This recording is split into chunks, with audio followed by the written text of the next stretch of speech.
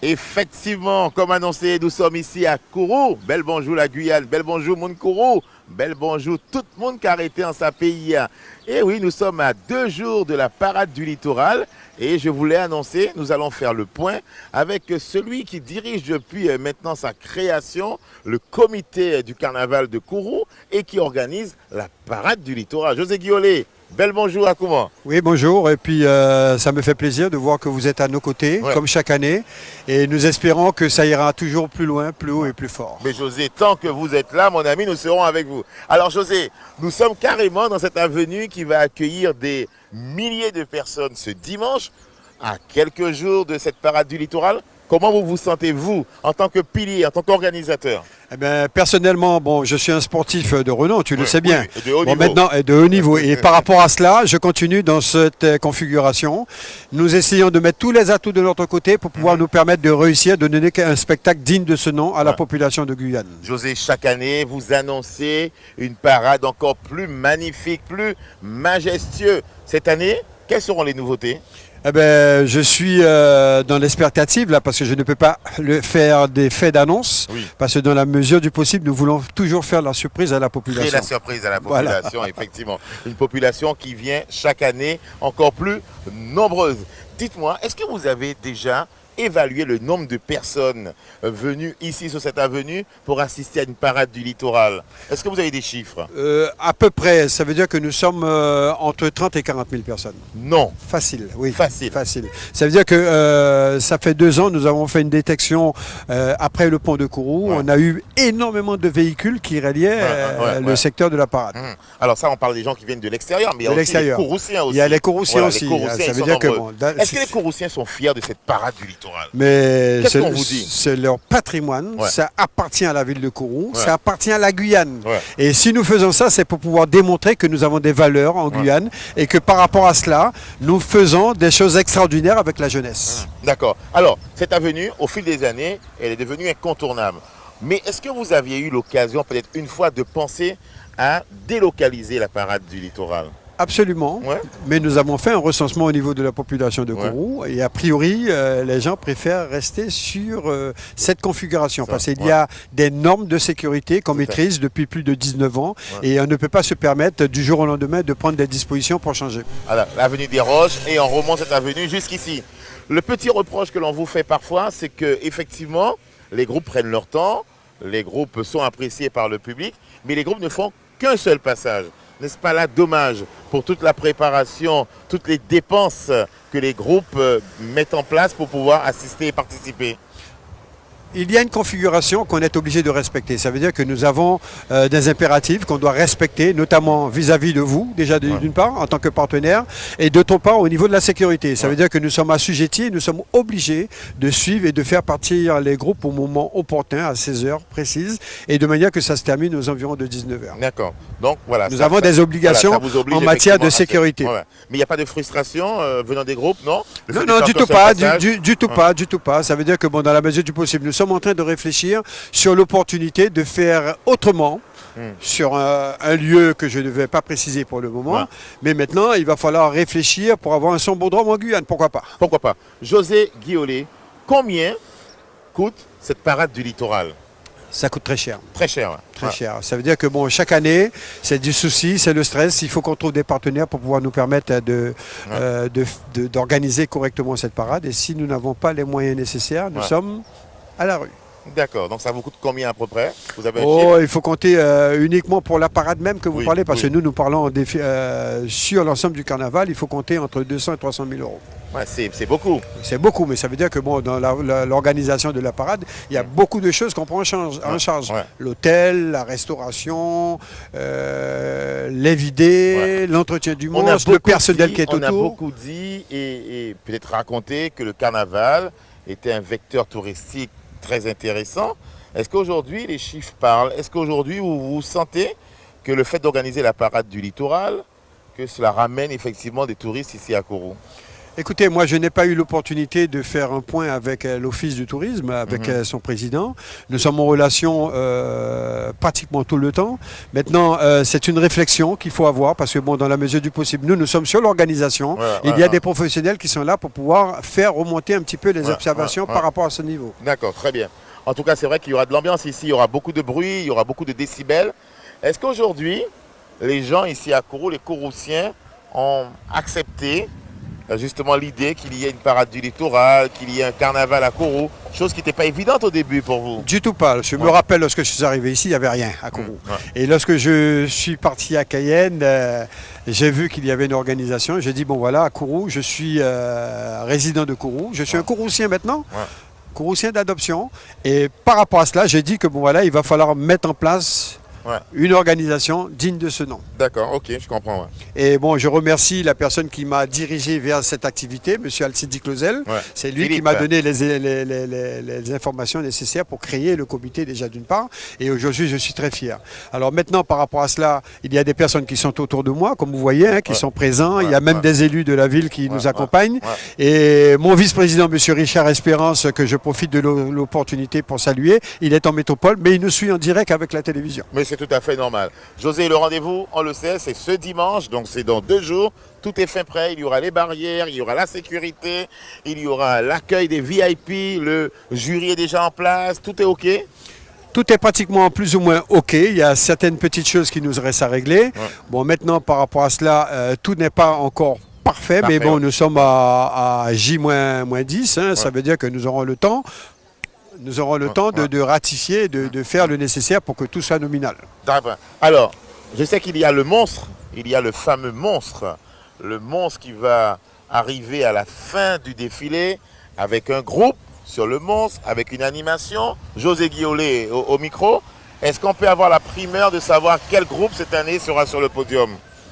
Sur le monstre. Sur le monstre, oui. Sur le monstre, nous sommes en train de réfléchir avec le bureau pour savoir, parce que nous avons tellement de demandes, on ne peut pas prendre tout le monde. Bon, nous avons des préférences, il y a les coups de cœur, nous avons plusieurs personnes qui nous accompagnent en matière orchestrale. Et tu sais bien, Tano, le nerf de la guerre, c'est le projet budgétaire. Et je ne peux pas me permettre de faire n'importe quoi. Parce que la parade de Kourou, tout le monde souhaite animer la parade de Kourou, mais ce n'est pas évident. C'est pas évident, effectivement. Sinon, il faut faire des efforts aussi. Il faut faire des efforts de chaque côté, absolument. Très bien. Rendez-vous ce dimanche, donc après-demain. Et ce sera sur Guyane, la première, ça vous le savez. Et José Guiolet nous l'a promis. Démarrage 16h. D'accord? Précise. Précise. On aura le monstre aux environs de 19h, juste avant les infos. 18h45. 18h45. Donc nous aurons l'ambiance comme l'année dernière. Bon, l'année dernière, voilà, on s'est arrêté au milieu. Mais bon, cette année, on répare ça et on va vraiment offrir un beau spectacle. Et j'espère que tu seras là. Mais comme chaque année. N'oublie pas que nous sommes ensemble. Comme chaque année. On a été élevés ensemble. Et ça veut dire que l'organisation de la parade, c'est ensemble. Et ça veut dire que nous défendons les intérêts de la Guyane. Et c'est Merci beaucoup. Et c'est ensemble. Merci beaucoup, José Guiolet. Et rendez-vous, bien sûr, lundi, quant à nous, pour un nouveau rendez-vous de Belle Bonjour la Guyane avec d'autres informations. Mais pour l'heure, on va retrouver avec beaucoup de plaisir Mike Monbrun pour sa chronique à lui. Et juste après, nous irons, José, rejoindre l'équipe qui t'accompagne, qui organise cette parade. Nous irons au local, là où les gens travaillent de façon à bien organiser ce rendez-vous. On se retrouve dans, quelques minutes pour la suite de Belle Bonjour la Guyane avec Maryse, avec Madame Cabarrus, avec plein de personnes. Donc nous serons avec elle pour pouvoir discuter de ce rendez-vous très important à la parade du littoral. À tout à l'heure. Mike, c'est à toi.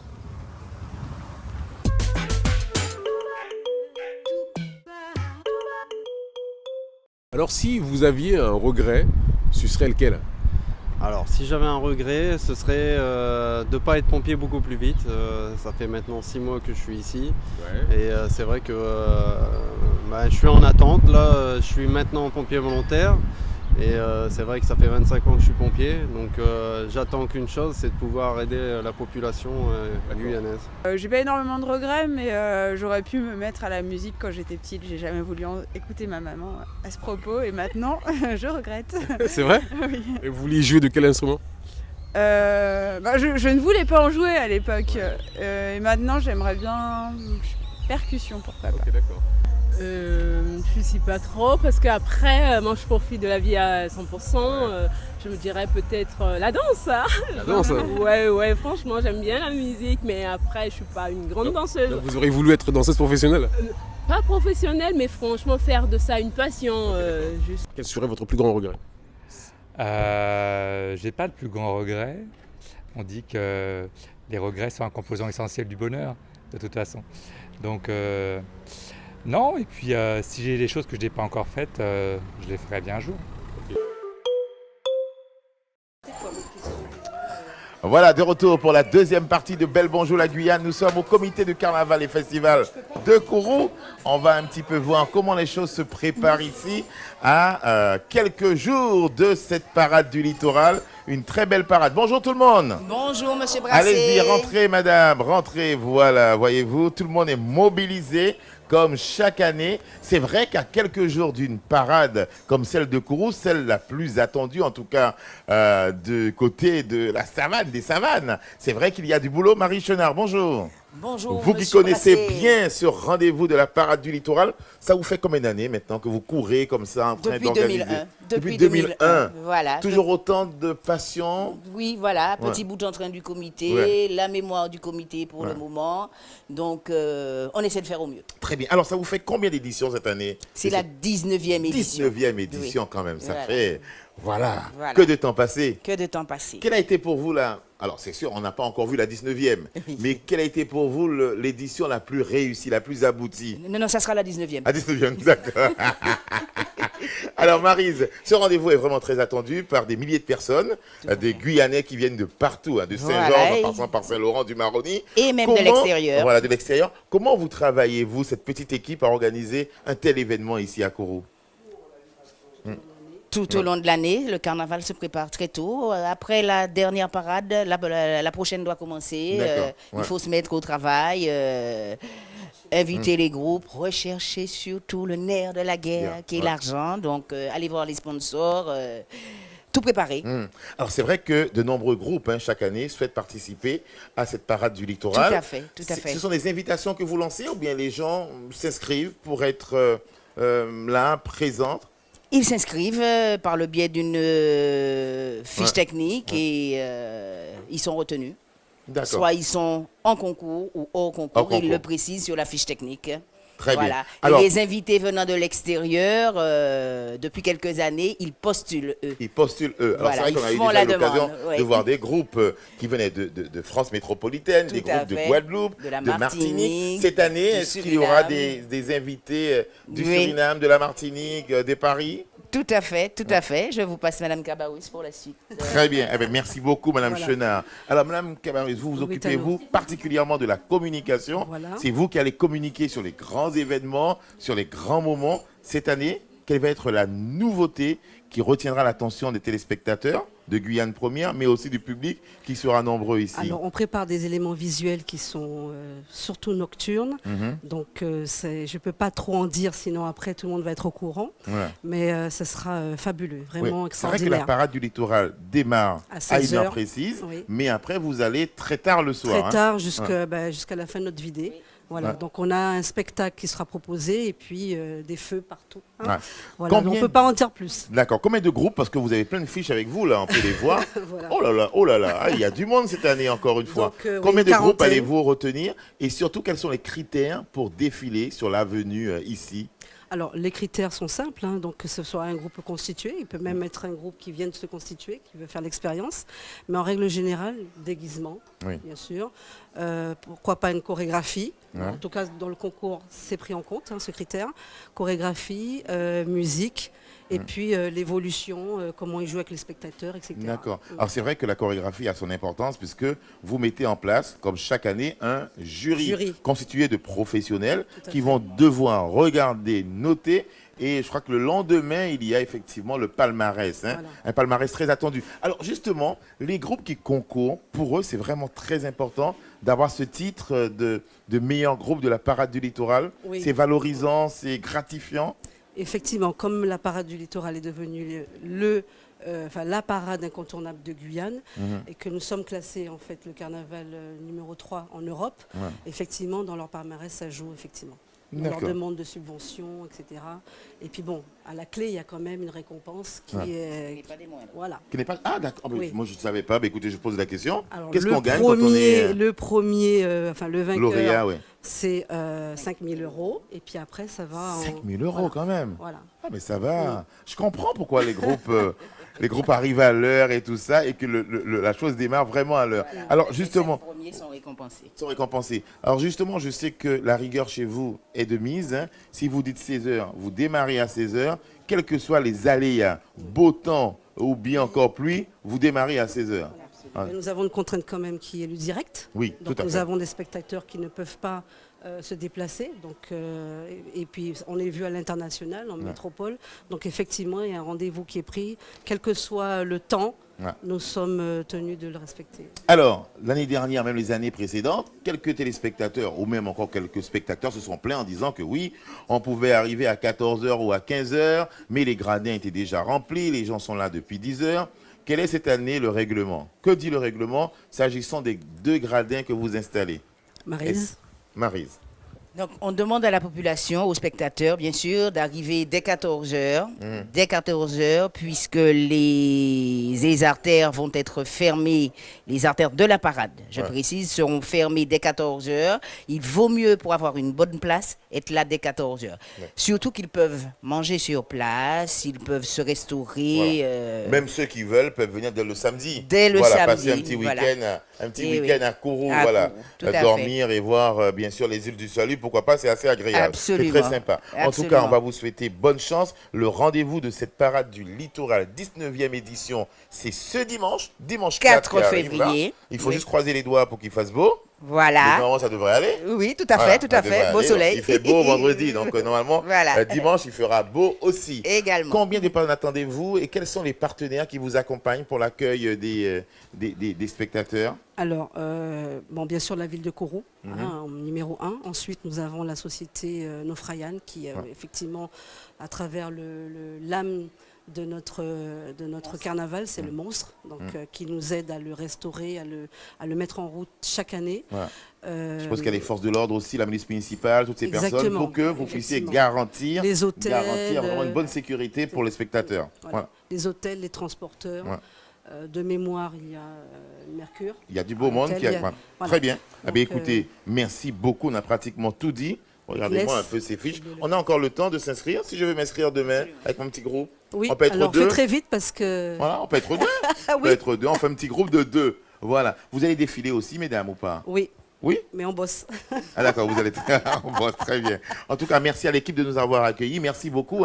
Et puis rendez-vous ce dimanche à partir de 16h. On vous attend nombreux. Voilà, pour le départ de cette parade du littoral 19e édition qui sera normalement sur Guyane la première à partir de 16h. J'aurai l'immense plaisir d'être avec Nicaise Létard pour l'animer, pour pouvoir vous faire vivre et voir les meilleurs moments de cette parade du littoral. Merci beaucoup et rendez-vous lundi s'agissant de Bel Bonjour, la Guyane. À lundi, c'est Mounian.